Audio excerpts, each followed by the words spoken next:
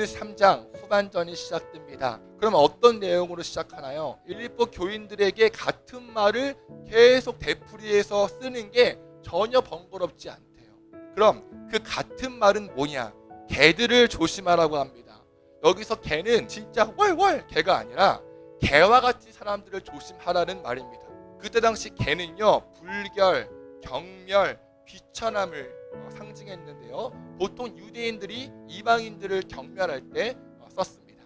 그럼 그 개와 같은 사람들은 누굴까요? 거짓 교사들, 즉 율법주의자들이요. 그들은 예수님 믿고 그리스도인 된 사람들에게 가르쳤습니다. 예수를 믿는 믿음만으로 부족해. 할례를 받아야 돼. 율법을 다 지켜야 돼. 행함이 있어야 돼. 여러분, 우리가 구원받은 것은 어떤 행동을 해서인가요? 우리가 잘나서인가요? 무엇을 가졌기 때문인가요? 그런 게 구원의 조건이라면 이 중에 구원받을 사람 아무도 없습니다. 왜냐? 만왕의 왕이신 하나님보다 높은 사람 아무도 없고 만물의 주인이신 하나님보다 부자는 없거든요. 우리가 구원받은 것은요, 오직 하나님의 은혜입니다. 우리의 공로 아무것도 없어요. 그런데 그 개와 같은 거짓 교사들이 이 위대한 복음을 회방하고 잘못 가르칩니다. 하나님의 놀라운 은혜보다 인간의 공로, 인간의 업적을 더 강조하죠. 그러니 바울이 얼마나 화딱지가 나겠어요. 자, 이제 바울이 그들의 가르침과 대조해서 올바른 복음의 공동체는 어떤 모습인지 가르치고 있습니다. 자, 먼저 하나님의 성령으로 봉사한다 에서 봉사는요, 예배를 의미합니다. 다시 말해 진정한 교회 공동체는 하나님의 성령으로 예배한다는 거죠. 정리하면 성령님께서 우리를 예수님께로 인도하시고 예수님께서 우리를 하나님께로 인도하십니다. 여러분, 오늘 우리가 하나님께 예배하는 건요, 내 의지로, 내 노력으로, 내 능력으로 하는 게 아닙니다. 하나님께서 우리를 독려하시고 인도하신 결과예요. 성령님께서 예수님을 구주라고 고백하게 하신 겁니다. 중보자이신 예수님께서 하나님과 우리 사이에 다리를 놔주셨고요. 또 올바른 복음의 공동체는 예수님만 자랑합니다. 왜냐? 예수님께서 내 죄를 대신 짊어지시고 죽으셨거든요. 원래는 죄를 지은 내가 그 대가를 치러야 합니다. 죄는 죽음으로 갚아야 하거든요. 하지만 내 죄를 대신 짊어지시고 죽으신 예수님을 믿기만 하면 우리 죄가 씻겨지고 다시 하나님 자녀가 됩니다. 그러니 그 누구도 예수 그리스도의 은혜 말고는 자랑할 게 없어요. 그래서 또 우린 자기 육체를 신뢰할 수 없습니다. 여러분 자신을 믿지 마세요. 그 누구도 자기 자신에 대해 장담할 수 없습니다. 우린 어제와 오늘이 다르고 오늘과 내일이 다른 그런 존재들입니다. 하루에도 수십 번씩 생각이 바뀌고 마음이 왔다 갔다 하는 존재들이잖아요. 따라서 3절에서 말하고 있는 올바른 복음 공동체를 한마디로 어떻게 정리할 수 있느냐? 우리가 자랑할 건 오직 주님밖에 없다는 거죠. 우리에게 내세울 건 전혀 없어요. 자, 이제 바울은 지금까지 자신이 말한 것을 뒷받침하기 위해 자신이 어떤 삶을 살아왔는지 간증합니다. 네, 아까 율법주의자들이 말했죠. 인간의 행위와 공로로 구원을 얻는다라고 가르친다고 했어요. 그러한 기준들로 봤을 때 바울은 자랑할 게 넘친다는 거죠. 먼저 바울은 이스라엘의 12지파 중 베냐민 지파의 혈통이었습니다. 정통 유대인이죠. 또 당대 최고의 교수인 가말레엘에게 교육받았고 스스로 바리새파가 되었습니다. 다시 말해 구약 성경에 대한 지식이 최고조였으며 율법을 철저히 지키는 사람이었죠. 그러니까 그 당시에 그 누구랑도 비교할 수 없는 넘사벽이라는 거죠. 우리가 아무리 잘났어도 아무리 잘났다고 해도 바울과 비교하면 쭈구리예요. 그런데 여러분, 바울의 이런 자랑거리들, 지식, 스펙, 명예, 능력들을 다 해로 여긴대요. 그는 자신의 자랑거리를 어떻게 여긴대요? 8절, 배설물이요, 오물이요, 개에게 던지는 똥을 말합니다. 여러분, 이상하지 않아요? 우리 스펙을 쌓기 위해 무지 노력하잖아요. 그런데 바울은 도리어 이러한 자랑거리들이 자기에겐 해이며 똥이래요. 왜요? 8절, 모든 것을 해로 여김은 내 주 그리스도 예수를 아는 지식이 가장 고상하기 때문이라. 여러분, 이것이 우리의 고백이 되길 축복합니다. 예수 그리스도를 진짜로 믿는 사람, 예수님을 구주로 고백하는 사람은 예수를 아는 것이 그 무엇보다 가장 고귀합니다. 내 육체의 자랑거리보다, 어떤 스펙보다, 내가 가진 소유보다 예수를 알고 믿는 것이 가장 큰 자랑거리인 사람입니다. 바울은 그랬어요. 남들과 비교했을 때 모든 걸 다 가진 넘사벽이었지만 예수님 만난 이후부터 그 자랑거리들은 그에게 아무런 가치가 없게 되었습니다. 오직 예수님만이 가장 고귀한 가치가 되었습니다. 왜요? 나를 구원하셨거든요. 그런데 그러한 주님이 죽어 마땅한 바울에게 넌 죄가 없다, 넌 의로워 라고 하시고 하나님의 일꾼으로 삼아 주셨어요. 그가 말합니다. 내가 바라는 것은 그리스도를 알고 그분의 부활의 능력을 깨닫고 그분의 고난에 동참하여 그분의 죽으심을 본받는 것입니다.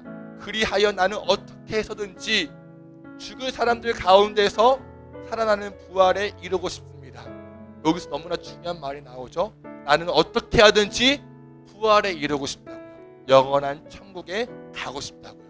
결국 바울이 자신의 자랑거리를 해로 여기고 배설물로 여긴 이유는요, 하늘의 소망을 두었기 때문입니다. 사랑하는 여러분, 이 땅에 소망을 두는 사람은요, 자기의 스펙과 자랑거리를 자기 자신처럼 여깁니다. 그건 액세서리에 불과한데 그게 나라고 생각해요. 영원하지 않은 유한한 것들을 내가 얼마나 소유했느냐에 따라 자신의 존재가 달라진다고 생각해요. 하지만 바울처럼 하늘의 소망을 두는 자, 하늘의 기업을 바라보는 자는 유한한 것들에 목숨 걸지 않아요. 왜냐? 하나님의 유산을 물려받을 걸 알거든요. 그저 그리스도를 알고 그분의 부활의 능력을 깨닫고 그분과 함께 살기를 바랄 뿐입니다.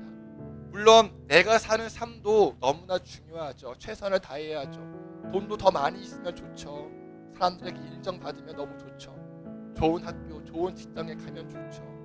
하지만 그러한 것들이 주님을 알고 주님을 사랑하고 주님을 섬기는 것보다 먼저가 되면 그건 우상 숭배가 되는 겁니다.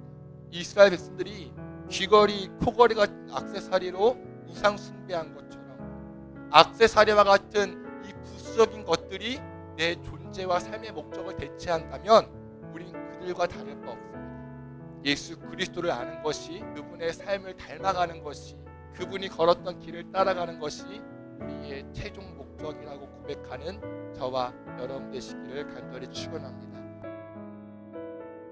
내게 유익하던 것을 다 해로 여기네.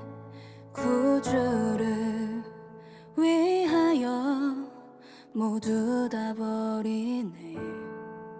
모든 것을 잃어버려도 아깝지 않음은 예수를 아는 지식이 가장 고상함이라.